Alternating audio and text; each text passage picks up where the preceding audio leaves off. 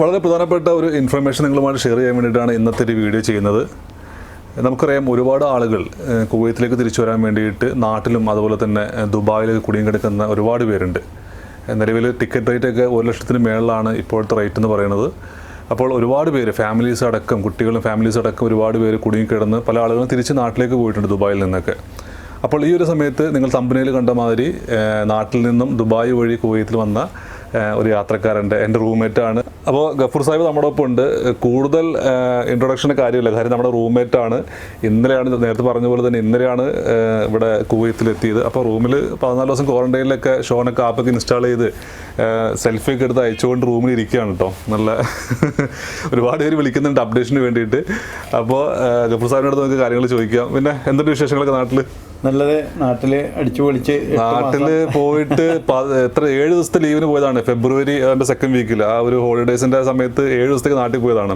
പക്ഷേ ഇപ്പോൾ 8 മാസം നാട്ടിൽ നിന്നിട്ടാണ് ഇപ്പോൾ കുവൈത്തിലേക്ക് വരുന്നത്. അപ്പോൾ ഒരുപാട് കാര്യങ്ങൾ നമുക്ക് ഷെയർ ചെയ്യാനുണ്ട്. ഈ ദുബായ് വഴി വരുന്നതുമായി ബന്ധപ്പെട്ടിട്ടുള്ള കുറേ ഇഷ്യൂസും മറ്റു കാര്യങ്ങളൊക്കെ, യാത്രാനുഭവങ്ങൾ, അതൊക്കെ ഒന്ന് പറയുകയാണെന്നുണ്ടെങ്കിലല്ലേ കുറേ ആളുകൾക്ക് ഉപകാരപ്പെടും. അസ്സലാമു അലൈക്കും, എല്ലാവർക്കും നമസ്കാരം. ഇപ്പോൾ നമ്മൾ പ്രവാസികൾ, പ്രത്യേകിച്ച് കുവൈത്തിലും സൗദിയിലുമുള്ള പ്രവാസികൾ അഭിമുഖീകരിക്കുന്ന, നാട്ടിൽ കുടുങ്ങിയ പ്രവാസികൾ അഭിമുഖീകരിക്കുന്ന വലിയൊരു പ്രശ്നമാണ് എങ്ങനെ കുവൈത്തിലേക്ക് തിരിച്ചു വരാമെന്നുള്ളത്. അത് പലരും പല വഴിക്കും വരുന്നുണ്ട്. അതിൽ ഏറ്റവും കൂടുതൽ ആളുകൾ വരുന്നത് ദുബായ് വഴിയാണ്. ദുബായ് വഴി ഇപ്പോൾ വരുമ്പോഴുള്ള കുറേ പ്രശ്നങ്ങൾ, പ്രധാനമായിട്ടുള്ള പ്രശ്നം ടിക്കറ്റിൻ്റെ റേറ്റ് കൂടി എന്നുള്ളതാണ്. അപ്പോൾ ഞാൻ 22-ാം തീയതിയാണ് ദുബായിലെത്തുന്നത്.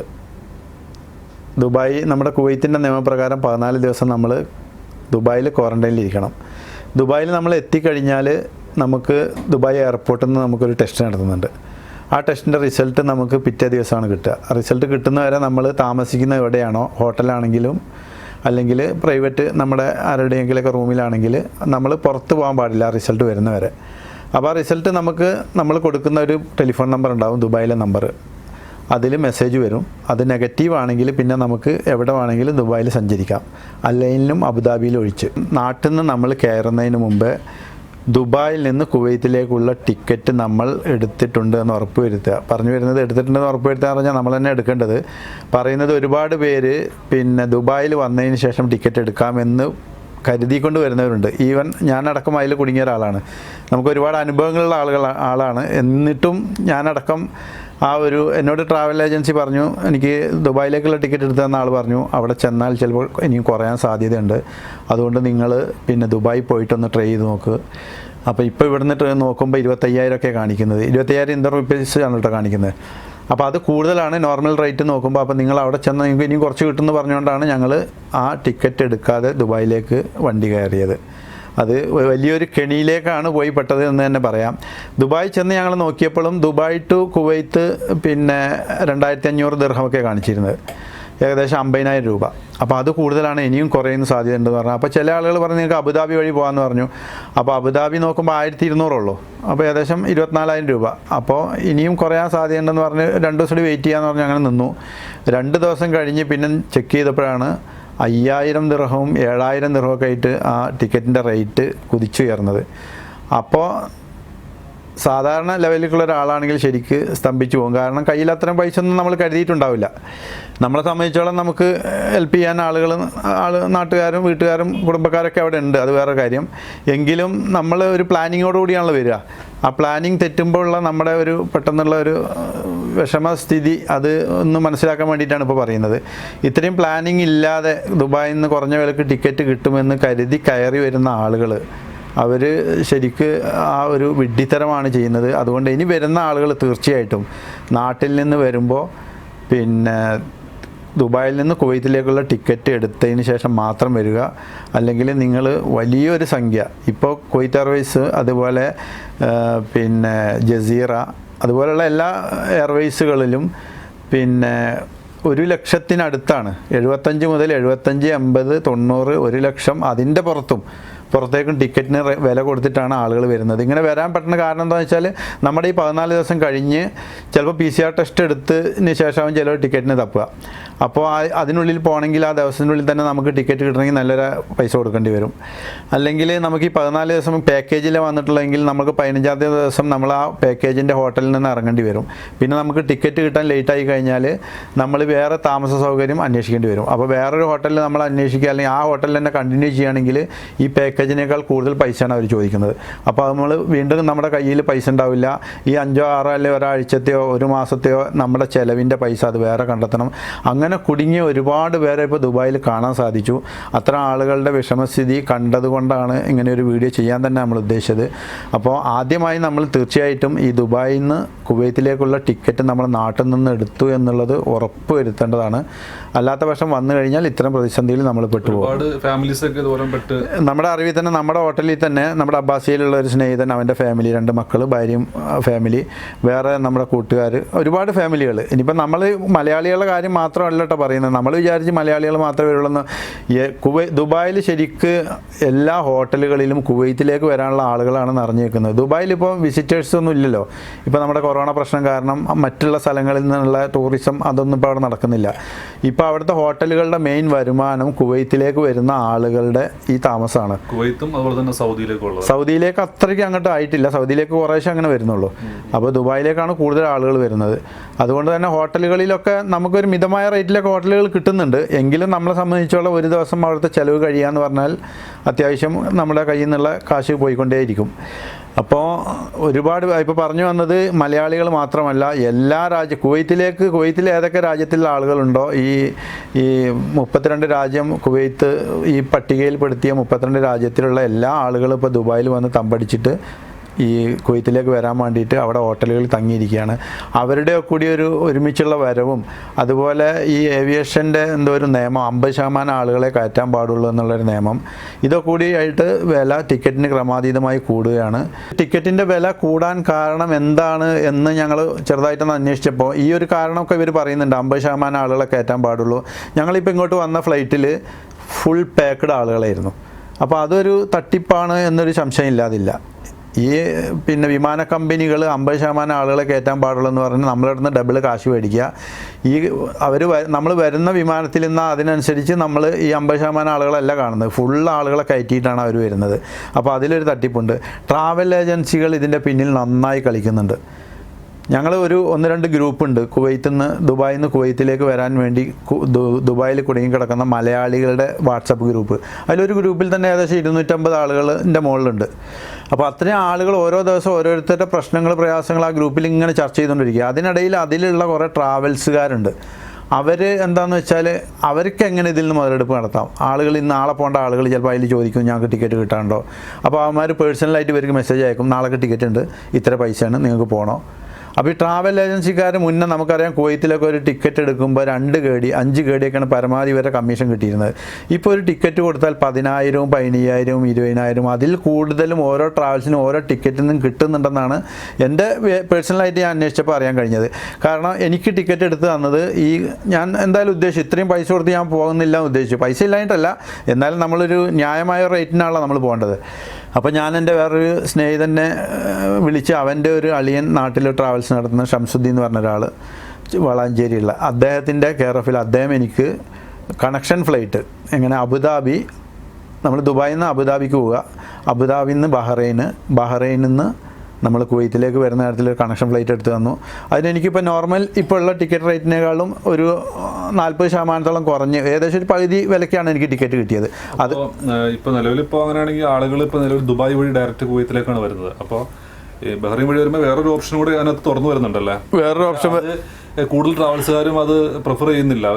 ട്രാവൽസുകാർ എന്തുകൊണ്ടാണ് ഇത് ചെയ്യാത്തതെന്ന് വെച്ചാൽ ട്രാവൽസുകാർക്ക് ഈ കണക്ഷൻ ഫ്ലൈറ്റുകൾ അവർക്ക് ഇത് ടിക്കറ്റ് ഇത് ഒരു ട്രാവൽസുകാരൻ കുറേ നേരമൊക്കെ ഇരുന്ന് കുറേ ട്രൈ ചെയ്തിട്ടൊക്കെ ഇങ്ങനെ ഈ കണക്ഷൻ ഫ്ലൈറ്റിൻ്റെ ടിക്കറ്റ് ഒപ്പിക്കാൻ പറ്റുള്ളൂ. ഒന്ന് അബുദാബിക്ക് കണക്ട് ചെയ്തു, അവിടുന്ന് ബഹ്റൈൻ കണക്ട് ചെയ്തു, റേറ്റ് കുറവുണ്ട്, കമ്മീഷൻ കുറയും. ഈ ഡയറക്റ്റ് ആകുമ്പോൾ എന്ന് വെച്ചാൽ ഒരു പ്രൈസ് ഇവർ അങ്ങോട്ട് ഫിക്സ് ചെയ്താണ് പറയാണ്. അതിലെന്തായാലും ചുരുങ്ങിയ ഒരു 10,000 രൂപയുടെ വ്യത്യാസം ഉണ്ടാകുന്നതാണ് എൻ്റെ അനുഭവത്തിൽ നിന്ന് എനിക്ക് മനസ്സിലാക്കാൻ കഴിഞ്ഞത്.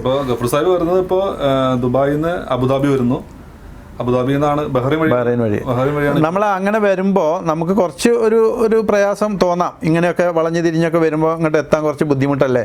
എൻ്റെ അനുഭവത്തിൽ തന്നെ ഞാൻ വരുന്നതിൻ്റെ ഞങ്ങൾ ഇത്തിഹാദിലാണ് പിന്നെ ദുബായിൽ നിന്ന് അബുദാബിയിലേക്ക്, അബുദാബിയിൽ നിന്ന് ബഹ്റൈൻ വരെ ഞങ്ങൾക്ക് ഇത്തിഹാദിൻ്റെ ഫ്ലൈറ്റാണ്.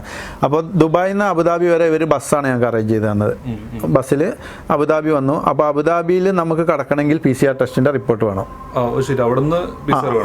ദുബായിലുള്ള ആർക്കും വേറെ എവിടെ നിന്നാണെങ്കിലും അബുദാബിക്ക് നമുക്ക് പോകണമെങ്കിൽ PCR ടെസ്റ്റ് റിപ്പോർട്ട് കാണിക്കണം, എന്നാലും അവർ ഉള്ളിൽ കടത്തുള്ളൂ. അപ്പോൾ ഞങ്ങൾക്ക് ഓൾറെഡി കുവൈത്തിലേക്ക് വരാൻ വേണ്ടി PCR ടെസ്റ്റ് എടുത്തിട്ടുണ്ടായിരുന്നു.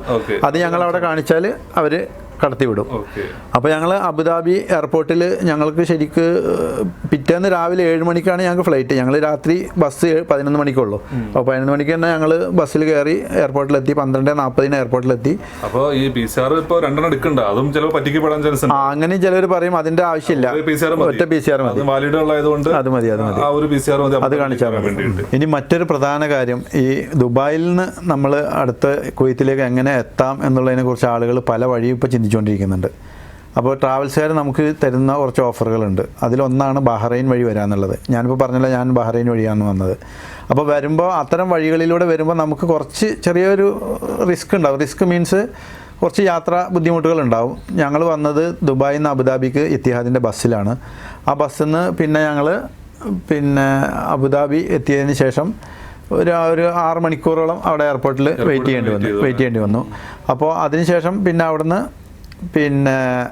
അബുദാബിയിൽ നിന്ന് ഞങ്ങൾക്ക് ബഹ്റൈനിലേക്ക് രാവിലെ 8 മണിക്കാണ്.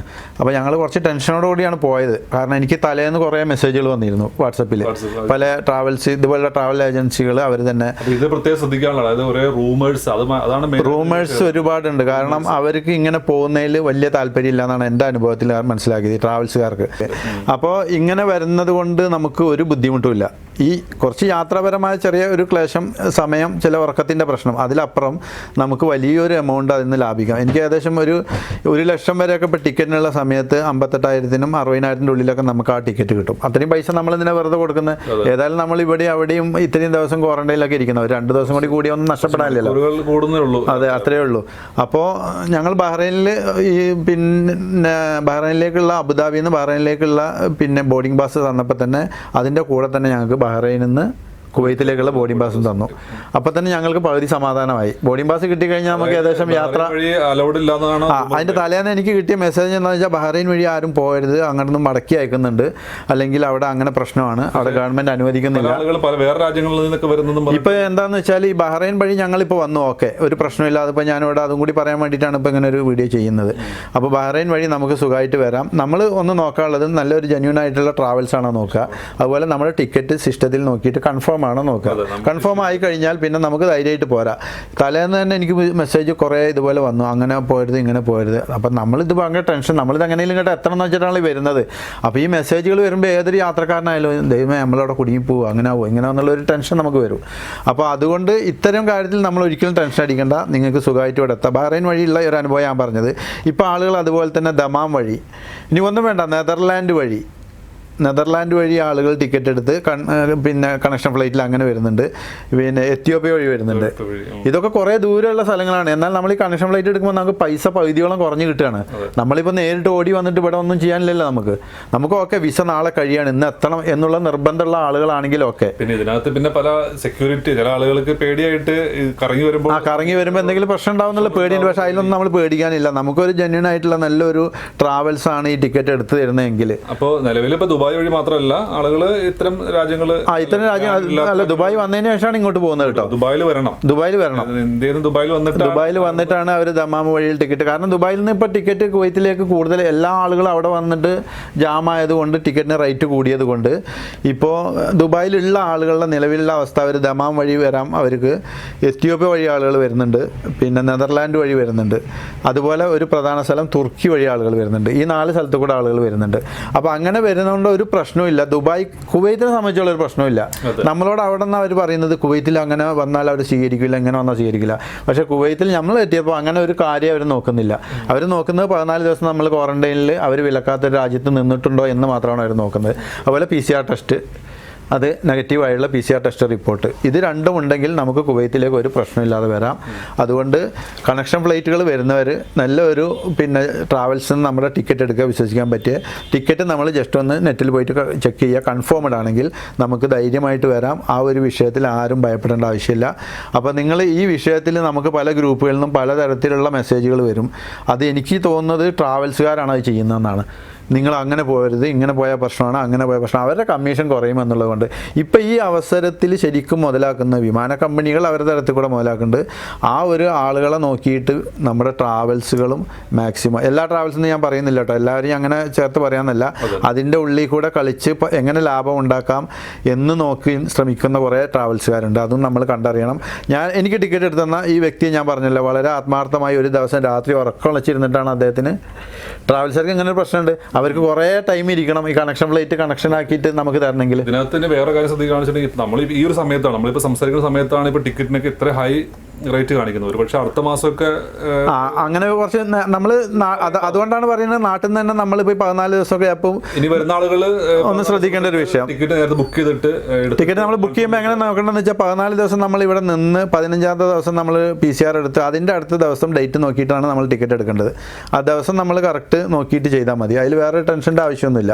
ആ PCR ടെസ്റ്റ് കിട്ടിക്കഴിഞ്ഞാൽ ആ 17ാമത്തെ ദിവസം അല്ലെങ്കിൽ 16ാമത്തെ ദിവസം നമ്മൾ ടിക്കറ്റ് ഓക്കാക്കി ധൈര്യമായിട്ട് നാട്ടിൽ നമുക്ക് പോരാം. ഇതിനകത്ത് പ്രത്യേകം ശ്രദ്ധിക്കാനുള്ള ഒരു കാര്യം, ഇപ്പോൾ നമ്മൾ പറഞ്ഞു നെതർലാൻഡ് വഴി വരുന്നുണ്ട്, എത്യോപ്യ വഴി വരുന്നുണ്ട്, കുവൈത്തിലേക്ക് ദുബായ് ഒരു PCC എടുത്തു കഴിഞ്ഞാൽ കുവൈത്തിലേക്ക് എത്തിച്ചേരാനായിട്ടുള്ള ഒരു സമയം 72 മണിക്കൂറാണ്.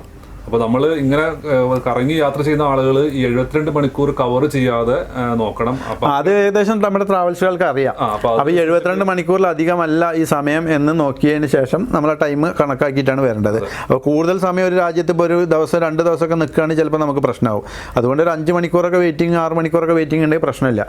ഗഫൂർക്ക് ഇപ്പോൾ റൂമിൽ വന്നതിന് ശേഷം ഒരുപാട് പേര് വാട്സപ്പിൽ ഇന്ന് രാവിലെ എനിക്കൊരു 50-60 മെസ്സേജ് പേഴ്സണലായിട്ട് വന്നിട്ടുണ്ട്. അതുകൊണ്ടാണ് ഈ വീഡിയോ ചെയ്യാൻ. അതിൽ ഈ വിഷയങ്ങൾ ഞാനിങ്ങനെ ഓരോരുത്തർക്കും ഇങ്ങനെ പറഞ്ഞു കൊടുക്കുകയായിരുന്നു. അതിൽ ചില എന്നോട് പറഞ്ഞു, നിങ്ങളിങ്ങനെ ഒരു വീഡിയോ ഇട്ടിട്ട് FBയിലോ അല്ലെങ്കിൽ എന്തെങ്കിലും ചെയ്യാം. അപ്പോൾ ഞാൻ പറഞ്ഞു, നമ്മുടെ റൂമിൽ തന്നെ ഇങ്ങനെ ഷമീർ ഇങ്ങനെ ബ്ലോഗ് ചെയ്യുന്ന ആളുണ്ട്, അദ്ദേഹത്തെ കൂട്ടിയിട്ട് ഞാനൊന്ന് ചെയ്യാമെന്ന് പറഞ്ഞിട്ടാണ് ഇങ്ങനെ ഒന്ന് ചെയ്യുന്നത്.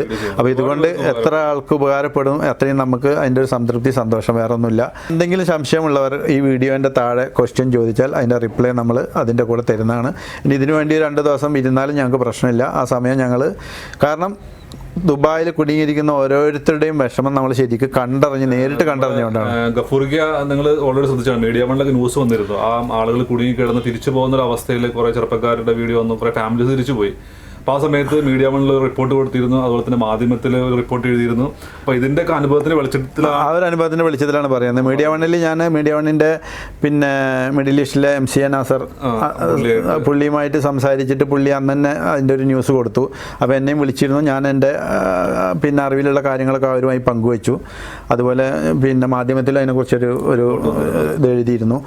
അപ്പോൾ പറഞ്ഞു വരുന്നത്, ഇതുകൊണ്ട് എത്ര ആൾക്ക് ഉപകാരം കിട്ടുന്ന അത് മാത്രമാണ് നമ്മുടെ സംതൃപ്തി.